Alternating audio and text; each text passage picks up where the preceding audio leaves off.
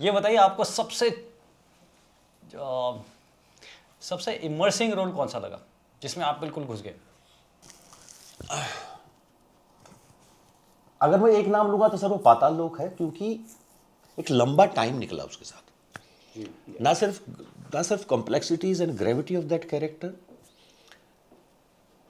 जैसे राजी में भी बहुत रहा वो, पर राजी किसी न किसी स्तर पे उतने रंग नहीं है राजी में जितने हाथीराम में। वो कॉम्प्लेक्स है, बट वो एक सर्टेन लेवल का कॉम्प्लेक्स है।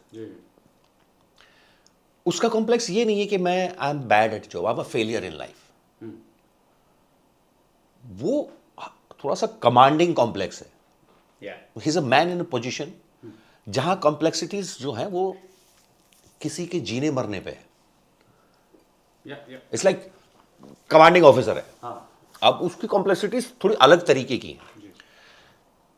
हाथीराम जो है वो एक आम आदमी है, उसकी कॉम्प्लेक्सिटीज बहुत डाइवर्स हैं। वो दिखने में अच्छा नहीं है, वो फेलियर है, बच्चा बात नहीं करता, वाइफ ठीक से इज्जत नहीं करती, कुलीग काम नहीं करते, जबकि बहुत ईमानदार है, पर उसके आसपास के ऑफिसर्स वो आगे निकल रहे हैं, वो उसको कुछ नहीं समझते। सो इट्स गॉन हेवायर, और वो खराब ही होता जा रहा है।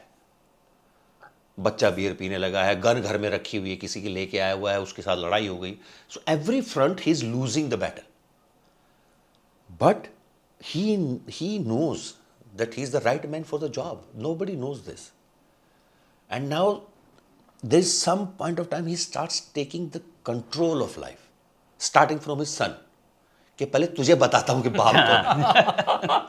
तो वो that's a start of this thing, still going. The case है उसके पास, बस केस की भी सारी चीजें छूटती जा रही हैं। वो वहां मारा गया, ये दुबई भाग गया, ये हो गया, ये everything is going out of hands. और उसी कैओस में एक दिन देखता है बच्चा भी जा रहा है।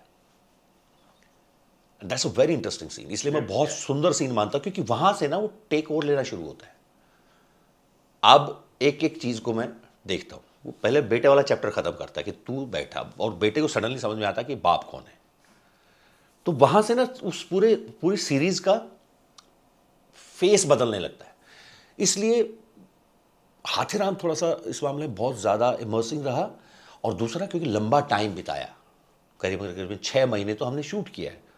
ऑफकोर्स मतलब उसमें गैप्स आते रहे because of the locations, but for half the year you are doing only one project. और उससे पहले भी 3 महीने और थे, तो 9 months you gave straight to one character. तो it stays longer with you. और कोई ऐसा किरदार जो लगा, हर एक होता ना कि ड्रीम रोल होता है कि यार इन्होंने ये वाला जो काम किया था ना, इस तरह का अगर मेरे को रोल मिले। सर मैं ना सच बता रहा हूँ, मैं इसका सवाल का हमेशा सेम जवाब देता हूँ, वही आपको देने वाला हूँ। मुझे ना वैसे तो 15 साल हो गए, आई थिंक अभी 23 जुलाई को खट्टा मीठा आए हुए 15 साल हो गए। पर मैं जेन्युइनली भी मानता हूँ कि ये सवाल का जवाब मैं बेटर दे पाऊंगा 10-15 साल बाद, क्योंकि अभी तो बहुत लंबी लिस्ट बहुत है। लंबी है। मतलब इतने सारे, बस सिर्फ हिंदी सिनेमा की भी बात करूँ ना, उसमें भी इतने सारे किरदार पड़े हैं कि मैं नाम लूंगा तो अगले 5 साल उन्हीं में निकल जाएंगे। उन किरदारों को करने में लगे हैं। मिनिमम जो किरदार मैं बोलूँगा आपको कि 10 किरदार ये हैं, 10-15 जो मुझे लगता है कि I want to do it again. But again उनके नाम लेने से भी ऐसा लगता है कि नहीं यार, मैं खराब ही करूँगा उनसे। अब मैं बोल दूंगा यार मुझे मकबूल करना है, मुझे नहीं लगता मैं इरफान साहब से बेटर कर पाऊंगा उसको, तो क्यों छेड़ना है मुझे उसको। तो बट इन दैट सेंस मुझे लगता है कि आज के 10-15 साल बाद जब टचवुड बहुत सारा काम कर लिया होगा, फिर कुछ बचेगा ना, तब लगेगा कि अरे यार ये कोई मुझसे कोई करवा ले तो मजा आ जाए। लाइक जब भी मैं स्पर्श देखता हूँ ना, जब भी मैं पुरानी आक्रोश देखता हूँ जो ओमपुरी साहब की थी, जब भी मैं अंगूर देखता हूँ, वो मेरी ना, वो मुझे लगता है कि मेरे बस का नहीं है, मैं इनके आसपास भी नहीं ठहर सकता। अंगूर का कौन सा रोल आप देखते हैं? कुछ भी, कुछ मतलब फिल्मी ऐसी है। मैंने कहीं बोला था गुलजार साहब अगर वापस उनको एक फिल्म और बनानी चाहिए, पता नहीं क्यों मेरा इतना मन है उनके साथ। वो हाँ बने, मैं ये एक डायरेक्शन में और तू करेगा मेरे साथ, मैं मतलब पागल हो जाऊंगा। सत्या है, शूल है, सर आप ऐसे बहुत सारे किरदार हैं।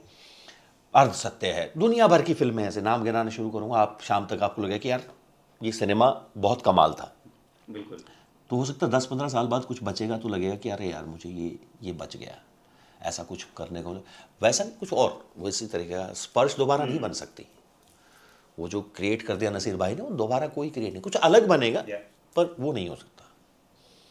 या आपने साउथ इंडियन मूवीज के साथ भी काम किया है जी, मैंने कमल हसन के साथ विश्वरूपम। एक फिल्म की। आपको कोई वर्किंग कल्चर या कुछ डिफरेंस उनका और हमारा या सब सेम है?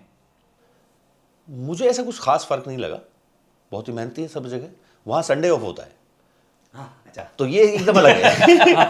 वहाँ इट्स लाइक 6 महीने Monday to Saturday, Monday to Saturday type है। वहाँ संडे ऑफ है परमानेंटली, तो जो हमारे यहाँ हमारी हिंदी सिनेमा में नहीं होता है। मतलब मैंने ये सिर्फ तमिलियन में देखा, तेलुगु मुझे नहीं पता होता है कि नहीं होता है, मलयाली सिनेमा या कन्नड़ सिनेमा में होता है कि नहीं होता है, मुझे नहीं पता। लेकिन अगर आप चेन्नई में शूट कर रहे हैं तो Sunday is of, like mandatory. उसके अलावा कुछ बहुत ज़्यादा बड़ा चीज़ तो नहीं है। जय हिंद। आई होप आपने इस क्लिप को एंजॉय किया है। अगर आप ये फुल पॉडकास्ट देखना चाहते हैं तो उसका लिंक डिस्क्रिप्शन में दिया गया है, और इसी प्रकार के हमारे गैलेंट रियल लाइफ हीरोज़ के अगर पॉडकास्ट आप देखना चाहते हैं तो आप हमारे main channel Monks and Warriors by Colonel Kaushal Kashyap check out कर सकते हैं।